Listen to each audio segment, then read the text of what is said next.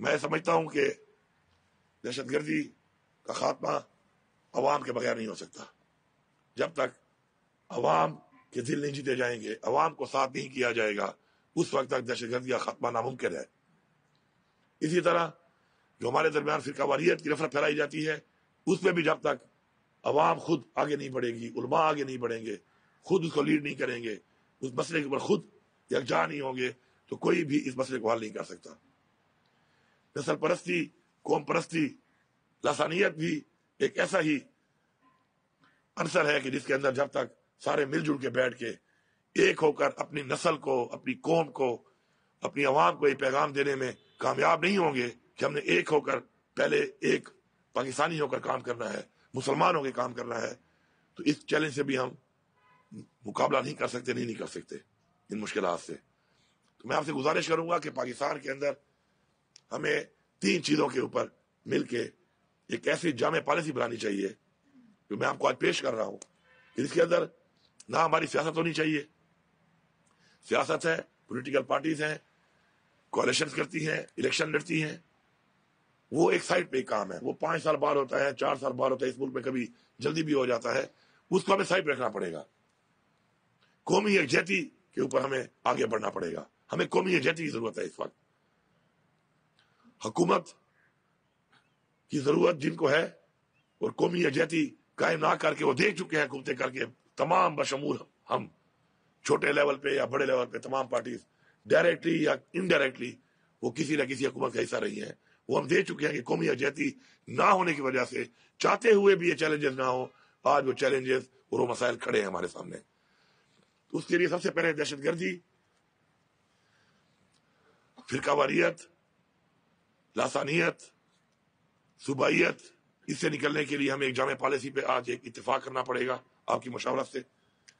اب اصل جو بات ہے میں ذرا اس پہ آنا چاہتا ہوں کہ ایک تو کرم کے مسئلے کے اوپر، کہ کرم کا جو مسئلہ اجاگر کیا گیا، مجھے خوشی ہے کہ سب کو اس بات کا غم اور دکھ ہے اس بات کا کہ وہاں پہ جو ہوا اور ہم فرقہ واریت سے باہر باہر آ چکے ہیں. اس میں کچھ جو ایسے عناصر ہیں ان کے ساتھ ہم نے نمٹنا ہے، اور اس کے لیے ہم بالکل سامنا کر کے ان کو انشاءاللہ ٹھکانے لگانے کے لیے بھرپور طریقے سے تیار ہیں، چاہے وہ دہشت گرد ہیں یا چاہے وہ ایسے عناصر ہیں کہ جو کسی بھی طرح سے امن و امان کے خلاف جا رہے ہیں. تو انشاءاللہ بحیثیت وزیر اعلیٰ اس چیز سے بالا تر ہو کہ مجھے اسے کیا نقصانات ہو سکتے ہیں، یا میرا اپنا جو علاقہ ہے وہ بھی آپ کو پتہ ہے ٹیررزم میں اس وقت سب سے زیادہ اس وقت اس سے اثر انداز ہے، لیکن مجھے اس کی پرواہ نہیں ہے. جب آپ عہدہ لیتے ہیں تو اس عہدے کے لیے پھر آپ کو جانی اور مالی قربانی کے لیے بھی تیار ہونا چاہیے، اور اگر آپ اس قابل نہیں ہیں اور آپ یہ برداشت نہیں کر سکتے تو آپ کو پھر ایسی جگہ پہ آنا ہی نہیں چاہیے. کیونکہ اب تک جو ہمارے مسائل ہیں اس کی وجہ یہی ہے کہ عہدوں کے اوپر ایسے لوگوں کو برجمان کر دیا جاتا ہے کہ جن کی اہلیت نہیں ہوتی، جن کا وہ پیشن نہیں ہوتا، ان کے اندر وہ قابلیت نہیں ہوتی، لیکن وہ اس میں بیٹھے رہتے ہیں، جمے رہتے ہیں، اور وقت کا ذہان سے پھر پورے ملک کا اور پوری قوم کا نقصان ہوتا ہے. تو کرم پہ انشاءاللہ ہمارے جو اس وقت کے حالات ہیں کافی حد تک کنٹرول ہیں، جو کنٹرول نہیں ہے اس کے اوپر بھرپور کام ہو رہا ہے،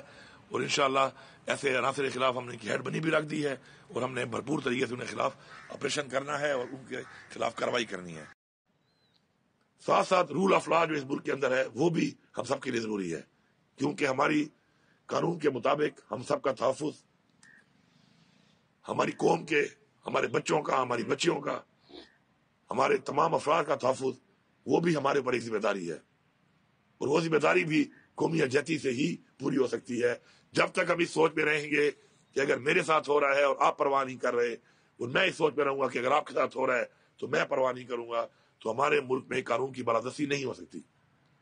قانون کی بالادستی تب ممکن ہے کہ جب ہم سب اس بات کے اوپر ایک ایجنڈے پہ سوچیں کہ سب کے لیے برابر ہونا چاہیے. اور جس دن قانون کی بالادستی ہوگی اس ملک کے اندر، تو پھر اس ملک کے اندر جو بھی قانون سے بالا تر ہونے کی کوشش کرے گا، قانون کی خلاف ورزی کرے گا، تو اس کو کم از کم ہمیشہ لوگ باغی کب ہوتے ہیں؟ لوگ باغی تب ہوتے ہیں